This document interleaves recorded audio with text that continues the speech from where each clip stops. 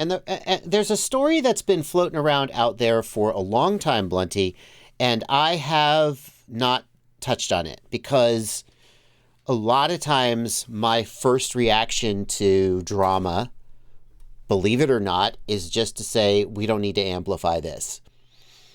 And I'm not a person, despite what some people have said about me in the past, who makes content about drama just for the clicks. The only time I will put my, will make sort of dramatic content is when I feel like, well, sometimes I feel like I have something unique to add to it for the perspective. And sometimes I feel like it reaches sort of a boil. It comes to a head and a point where it has to be addressed. And that's where I'm at with this Mepsking situation. So first of all, for those who don't know, who's Mepsking? Mepsking is a motor manufacturer. That's about all I know about them. And I think they make flight controllers and stuff too. They kind of came out of nowhere. Yeah. So they make there motors. There are claims that they're the company SZ Speed, but I can't find any link to that actually.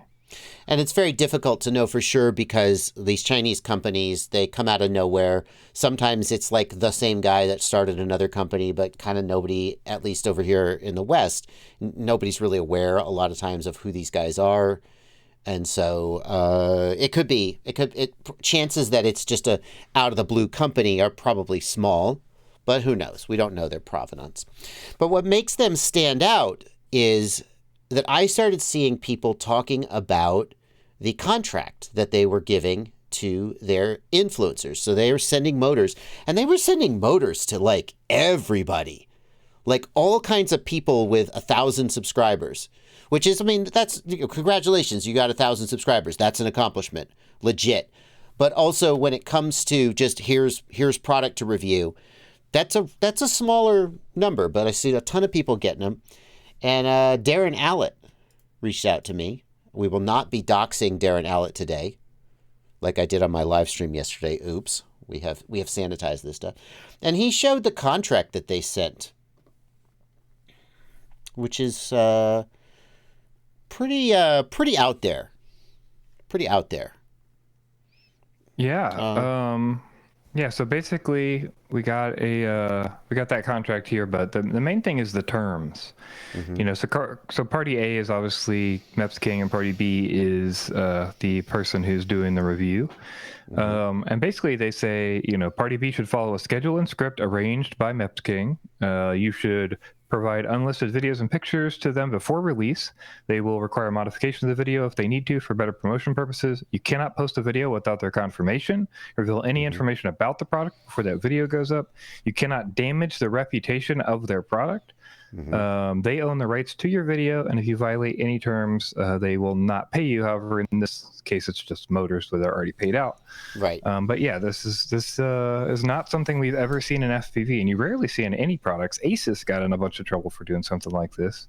Right. Like basically forcing good reviews for product. Yeah, and like I know that there's channels like Linus Tech Tips who makes a distinction between a product review and a product showcase. And a product showcase means we tell you up at the front, this is a showcase. And that means that we got paid to basically repeat the manufacturer's party line about this product. And you know that this is not us at our sort of critical best. But we don't even see distinctions like that.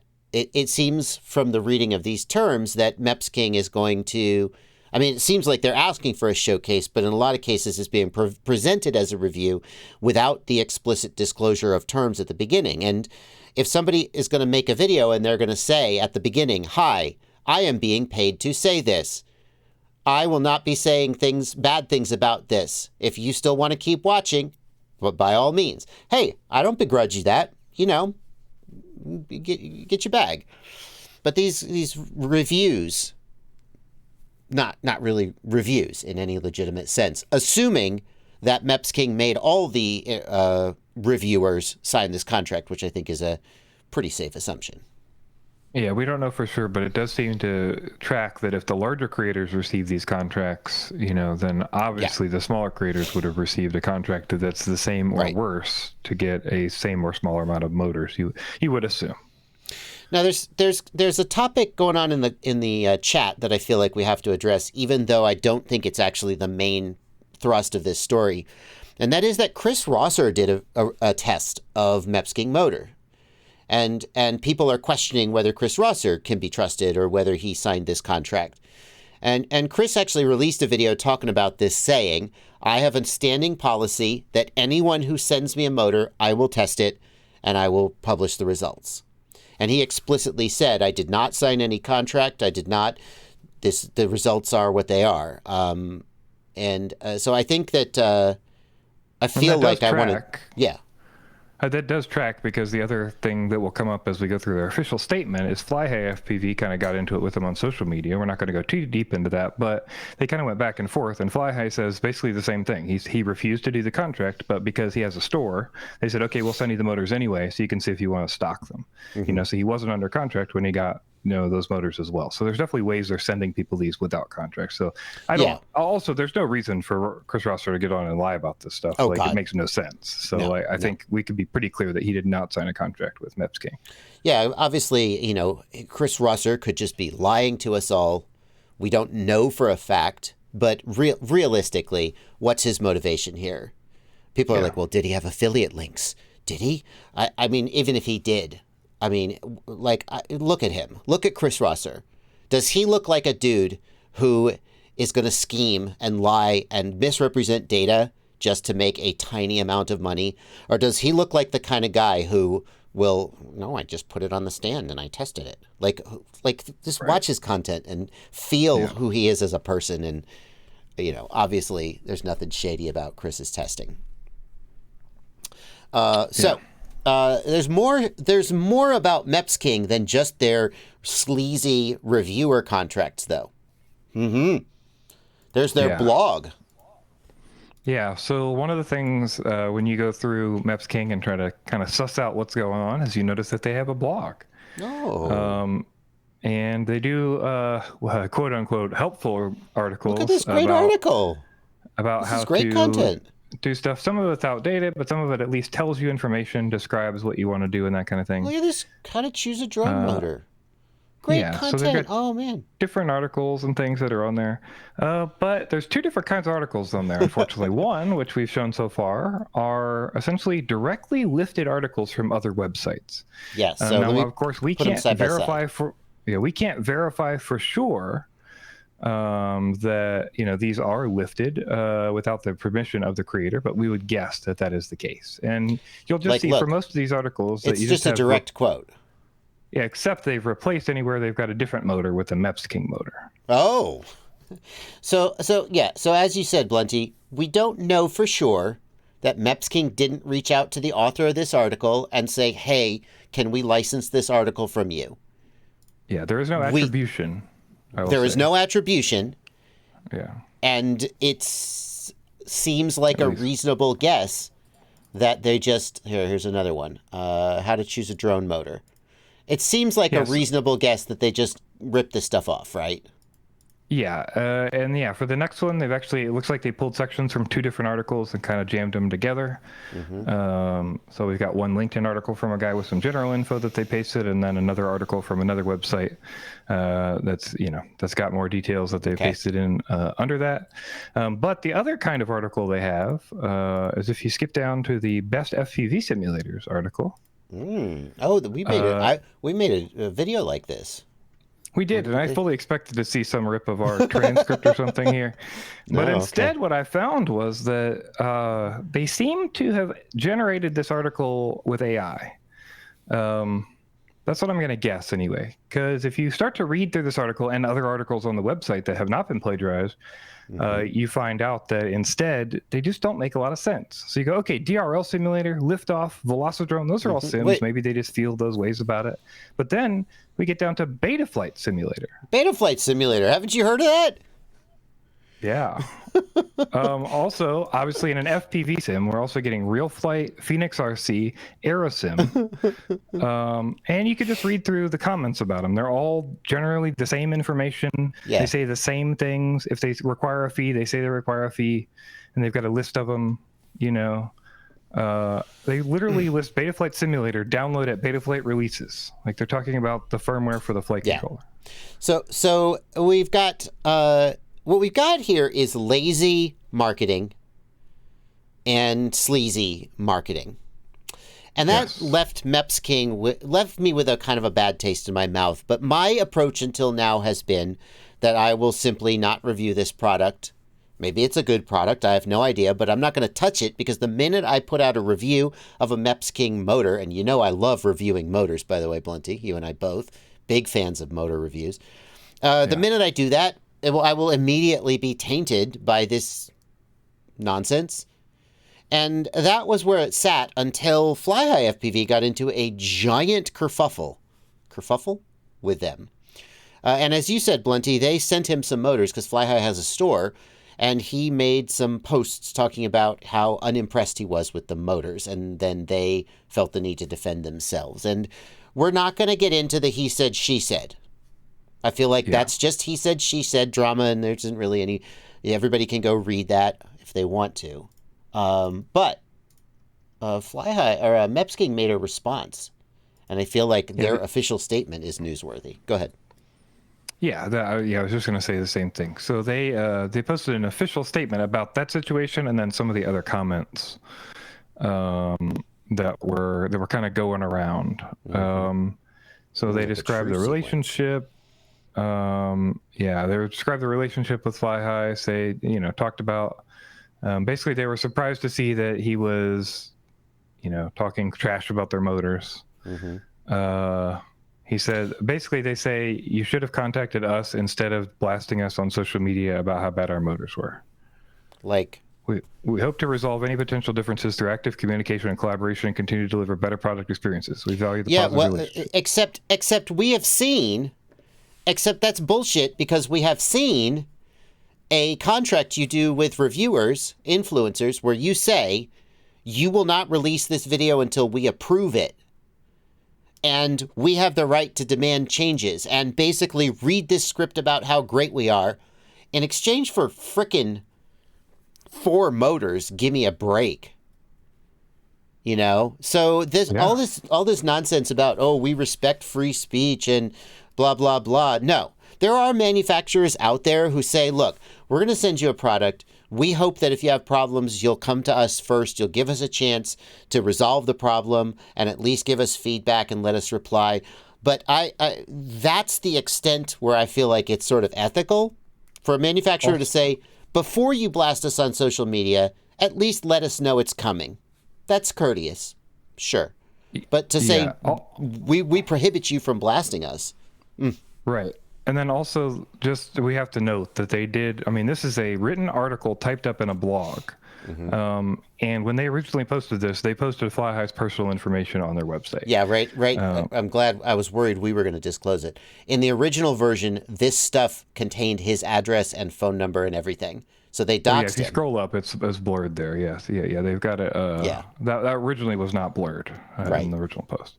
So it feels like we should mention that. Because, I will say, you mentioned that you accidentally doxed Darren Allett showing a thing yesterday. But there's a difference between a second or two on a video and a formed blog post where you've taken screenshots, formed them up, posted them, and gone live through whatever team. Right. And I was showing Darren Allett. By the way, I apologize to Darren. For those who are keeping track, I contacted Darren Allett today. I notified him that I'd done it. I apologized to him. I don't know if I actually apologized. So maybe I should. Maybe I owe him an apology in addition to just a notification. But I was showing his contract that he gave me with the intent of it being shown. And I was scrolling through the doc, and whoops, his address scrolled on screen briefly, and I hadn't realized it was going to be there. And then I blurred the video, and it's gone now. But for a blog post, I guess mistakes happen. I guess I can't really say mistakes don't happen. Yeah, I think mistakes happen, but it does seem a little rough to have that in a blog post. That's not, you're going to see it more than a second, and you've got time to notice. But regardless, the part you mentioned, I think, specifically they address that here. Our collaboration with influencers is entirely voluntary, without any coercion or benefit conveyance. This is translated probably, or somebody who speaks both, Chinese and English, I would guess. But that's a real funny wording. No coercion. No coercion, everybody. Not any coercion. Nope, not at all. Yeah. No coercion. No benefit conveyance. Well, the motors are the benefit. Yeah, it's nonsense. So when I would say, whenever you see positive reviews of Mepsking products from anybody but Chris Rosser, no, I don't know, you should at least ask, hey, Yeah. Is this a sincere review, or did Mepsking like say no, you can't say negative stuff? Yeah, can you disclose your relationship with Mepsking, and are you allowed to say whatever you want about Mepsking? Something like that, I mean, I would be suspicious of, like, I'm granting Chris Rosser the benefit of the doubt because I feel like I know his history and I know him. And He also directly addressed it. I mean, that's part of what we're asking, right? Is we just, you should say your relationship with them, and if you want to lie or not, whatever. But like, yeah, I think. And anybody who says they signed that contract is like, all right, well, your review, just don't publish you don't publish the review and don't sign that contract. That's the thing. That's the thing. So many people are hungry enough for a set of motors. Cool, I get it. I mean, it's $80 or $100 worth of gear. If you're trying to build quadcopters, it's not nothing. I don't begrudge you that, but you're so hungry for that set of motors that you're willing to completely sign away your integrity as a reviewer. The least you can do is start the video by saying, this is a product showcase, not a review. I signed this agreement with Mepsking, and now I'm going to tell you about their motors. But no one is doing that. I mean, I haven't watched every video about Mepsking, but I would wager no one's doing that. And that doesn't speak well of Mepsking, to say the least. Yeah, absolutely. Their responses have also not been great. Yeah, you want to talk about that? Like, I just think in general, we don't want to get too in the weeds with it, but I think, just in general on social media, there have been a lot of replies to Instagram posts and other places where they're responding in bulk. Right. And that's not really the way you handle a business. At least that's not the way anybody who is respected in this industry or anywhere else runs a business. Yeah. You don't beleaguer the people who are saying things. You just say, sorry, you felt that way, blah, blah, blah. You don't attack people. You don't attack people as a business. Like, that's not a way to run a business. That would be my opinion. In this video, this Mepsking representative tries to argue that a Unibel can have a split sidewall, a sidewall that is separate from the top. Because one of the things Fly High said was that the Unibel motors weren't actually Unibels. And he tried to argue that a Unibel, it doesn't have to be one piece. That it can be, it has to do with the way the sidewall covers the flux ring, which of course is not clear. Total nonsense. Well, it's not total nonsense, right? Because there are two pieces inside of a bell, right? Mm-hmm. Like, you slide a ring into a completed Unibel that you cast, right? Well, you don't cast, you mill it. It's milled. Mill it, okay. Yeah. It's not cast. But you would start with a billet of aluminum, you would mill it away. So they're claiming that top piece, I would guess they're claiming that top whole piece is a billet of aluminum. Yeah, this looks like a Unibel to me. Yeah. So this looks like a single piece. It does not look like, unless this gray part is some kind of adhesive gluing it together. Like, it's really hard to tell, but if you listen to what the guy is saying here, it seems like they're saying that a Unibel, it doesn't have to be one single piece, which is nonsense. I think, right, but I think what my devil's advocate of this is he's trying to explain to people who are pulling out the flux ring and saying it's not a Unibel that it actually is a Unibel because you're just pulling out the flux ring. He's trying to say, when he says one piece, he doesn't mean, he doesn't mean the sidewall versus the top. He means the inner flux ring versus the outer wall. That's my understanding. I see. Yeah. Yes. Okay. I hereby give this point back to Mepsking. It's not as ludicrous as it seemed at first. Yeah, for the longest time, I didn't realize that Unibel motors had a steel flux ring inside them. So now, but there was another thing I was telling you, which is there's image showing that they're not Unibel, which is the thing that Stevie Tricks just posted in the, if you want to post that, which for some reason, when we look inside of the other ring, you can see that it looks like there's a seam in there. Maybe it's a weld ring or something. But what it actually looks like is there's a separate piece there. Like you could see that blue fold back from the top of that. Oh, interesting. No, that doesn't seem to be a Unibel, does it? Right. Otherwise, that separation of metal wouldn't exist. Unless you'd be bending the metal in. But yeah, Fly High is saying that pulled away. I mean, you can see a little bit of a gap there. Or no, that doesn't look like a Unibel. But this could be a Unibel. It's hard to tell exactly how this sidewall is joined. Just because there is an inner flux ring and magnets does not mean that it's not a Unibel. All motors are like that. They all have a flux and it's ring. possible the gray at the top is glue or something and not like a seam. Yeah. They might not be Unibels. Anyway,